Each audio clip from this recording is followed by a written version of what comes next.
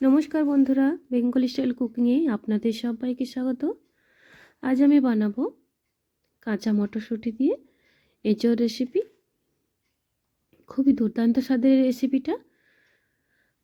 এরকমভাবে এঁচোড় রান্না করলে দারুণ টেস্টি হয় রেসিপিটা।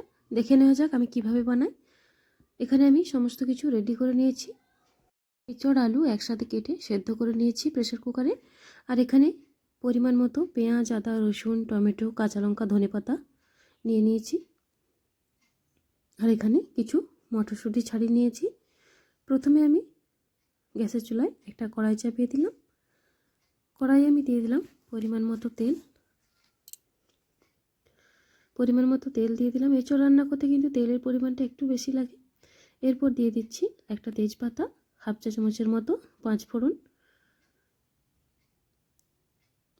ভালো করে একটু ভাজা হয়ে গেলে এরপর দিয়ে দেব কেটে রাখা টমেটোটা।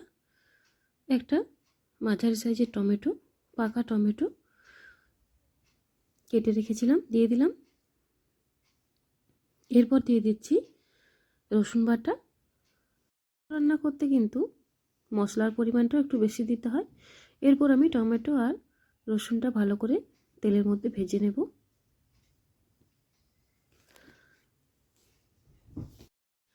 অল্প কিছুক্ষণ একটু নাড়াচাড়া করে তারপর আমি দেব পেঁয়াজ বাটা।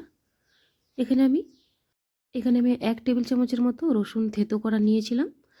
আর এখানে আমি 2টো মাঝারি সাইজের পেঁয়াজ একটু শিলনোড়াতে বেটে নিয়েছি। এতে করে গ্রেভিটা একটু ভালো হবে। পেঁয়াজ বাটাটা দিয়ে আবারও কিছুক্ষণ আমি নাড়াচাড়া করে নেব। মিনিট 2 মতো হালকা ফ্লেমে পেঁয়াজ রসুন নাড়াচাড়া করে নিয়েছি। এরপর দিয়ে দিচ্ছি 1 টেবিল চামচ আদা বাটা। এরপর আমি সমস্ত কিছু ভালো করে আবারও মিনিট 2 সময় ধরে হালকা ফ্লেমে কষে নেব।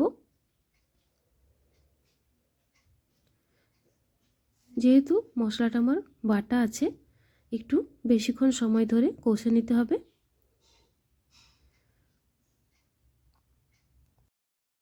এরপর দিয়ে দিচ্ছি কাঁচা লঙ্কা।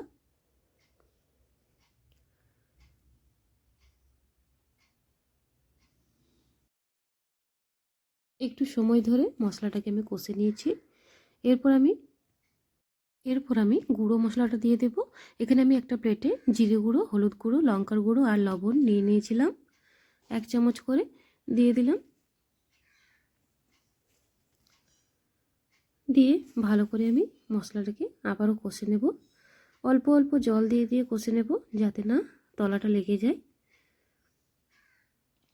অল্প অল্প জল দিয়ে ভালো করে মশলাটাকে আরও কিছুক্ষণ সময় ধরে কষে নিতে হবে। মশলাটার মধ্যে কাঁচা গন্ধটা একদমই থাকা চলবে না। মশলাটা আমার ভালো করে কষানো হয়ে গেছে। এই দেখুন মশলাটার থেকে তেল বের হচ্ছে। মশলাটার মধ্যে তেল ছাড়া ছাড়া হয়ে গেলেই বুঝতে হবে মশলাটা কষানো হয়ে গেছে। এরপর দিয়ে দিচ্ছি মটরশুঁটি ছাড়ানো। কাঁচা মটরশুঁটিগুলো মশলাটার মধ্যে দিয়ে কিছুক্ষণ একটু নাড়াচাড়া করে নিচ্ছি। কিছুক্ষণ নাড়াচাড়া করে এরপর আমি দিয়ে দিচ্ছি সেদ্ধ করে রাখা আলু আর এঁচোড়টা। আলু আর এঁচোড় একসাথে সেদ্ধ করে রেখেছিলাম।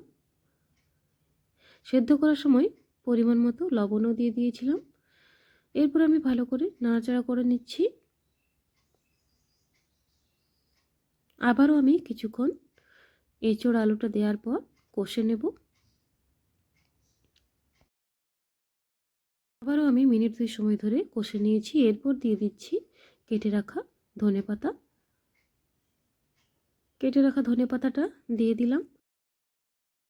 ধনেপাতাটা দিয়ে আবারও আমি নাড়াচাড়া করে নিয়েছি। এরপর আমি জলটা দিয়ে দেব। এঁচোড় আলুটা আমার কষানো হয়ে গেছে। এরপর আমি পরিমাণ মতো জল দিয়ে দিলাম।